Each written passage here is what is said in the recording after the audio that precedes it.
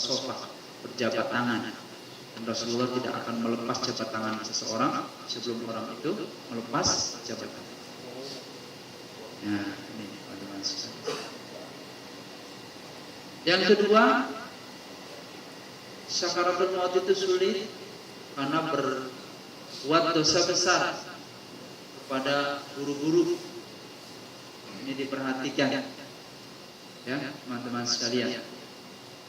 Patokan guru itu bagaimana? Kata Imam Ali, man 'allamani harfan faqad 'allamani ayatan. Wa man 'allamani ayatan fa'atituhu alfa dinar. Kata Imam Ali, kategori guru menurut beliau, padahal Imam Ali ini adalah pintu ilmu, sementara baginda Rasul adalah kotak ilmu. Jadi sungguh luas ilmunya beliau, Imam Ali ini. Makanya terkenal sebagai sahabat sighar yang sangat cerdas. Tapi beliau tetap menghargai kepada orang yang bisa mengajarkan satu huruf pada dirinya. Karena barang siapa yang bisa mengajarkan satu huruf kepada dirinya, sungguh dia telah mengajarkan satu ayat dari Al-Quran. Maka orang yang bisa mengajarkan dirinya satu ayat dari Al-Quran, maka sungguh dia akan memberikan 1000 dinar, uang termahal zaman dahulu.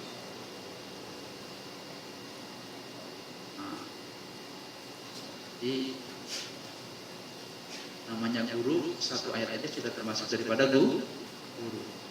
Ya, namanya guru. Di buku dan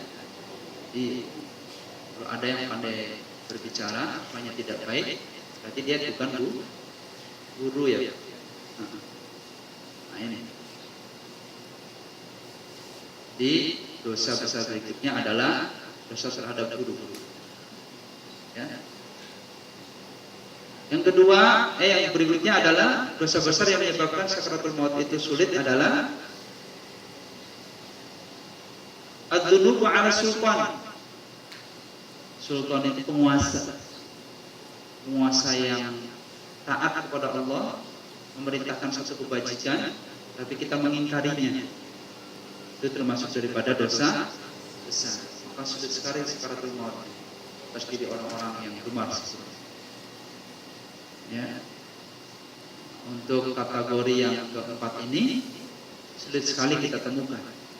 Karena sejauh ini justru yang berbuat tidak baik dan bejat moralnya adalah para penguasa-penguasa. Ya. Nah, ini.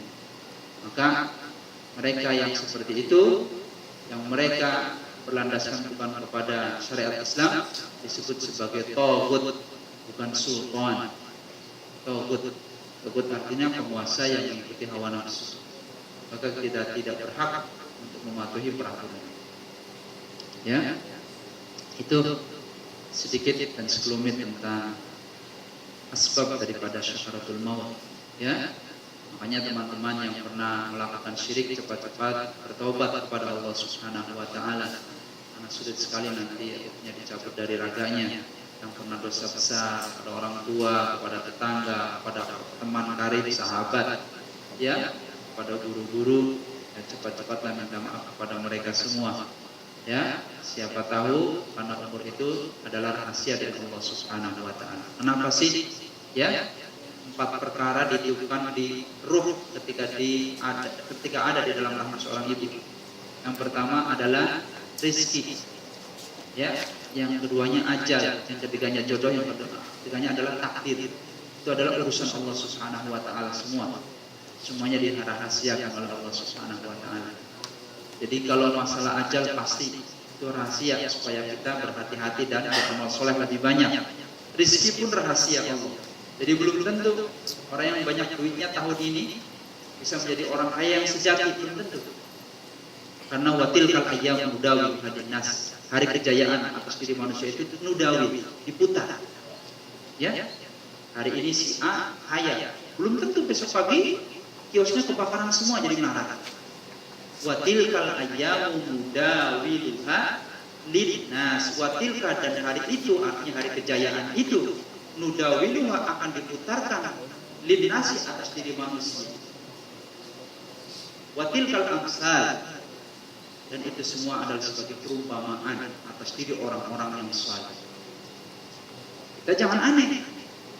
Baru kemarin sore ya, dia membeli mobil, kiosnya terus berkembang, ya.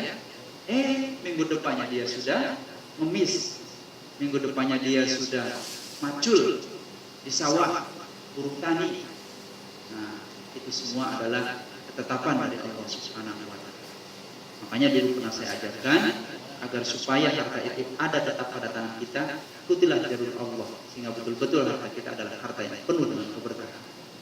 Harta barokah, sederhana, akan tetapi terus akan sampai kepada tangan anak, cucu, dan cicit.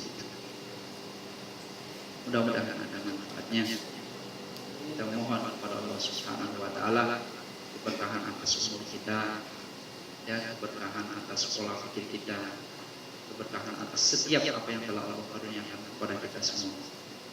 Jadi setelah ini kita sama-sama membaca surah Yasin, ya, berjamaah. Kita mohon kepada Allah Subhanahu wa Ta'ala, wabil khusus buat kita semua yang ada di sini dengan fadilah surah Yasin, dan wabil khusus juga buat sahabat kita ahli nadai barzah, Allah tempatkan di tempat yang paling baik, ya. Jujur saja beliau ini masih ada dalam hati saya, sehingga saya tidak bisa melepas. Sehingga dalam setiap sholat, selesai sholat, saya selalu kirimkan Al-Fatihah. Itu tanda cinta saya kepada beliau. Maka kalau kalian cinta kepada beliau, kirimkan Al-Fatihah, ya.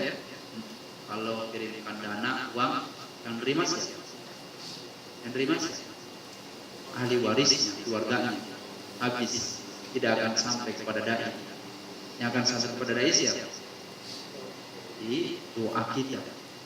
Doa yang paling baik adalah wasilah dengan Al-Quran, Yasin, Fatihah, ya. Jadi beliau ini sedang menyaksikan kita semua, ya, sedang menyaksikan. Hanya saja kita tidak bisa menyaksikan beliau. Kita tutup dengan doa kafaratul majlis. Ketika syahadu an la ilaha illa anta wa nastaghfiruka wa natubu ilaik. Bagi yang sempat di sini jangan pergi kemana-mana, kita baca surah Yasin untuk keberkahan kita semua. Dan Allah wa iyyakum. Assalamualaikum warahmatullahi wabarakatuh. Sedikit kita jelaskan tentang tafsir Yasin sedapatnya, ya. Insya Allah ngajinya sampai jam 1:30 malam, ya. Kalau nggak kuat sayanya tetap sampai jam 9 saja. Dan Allah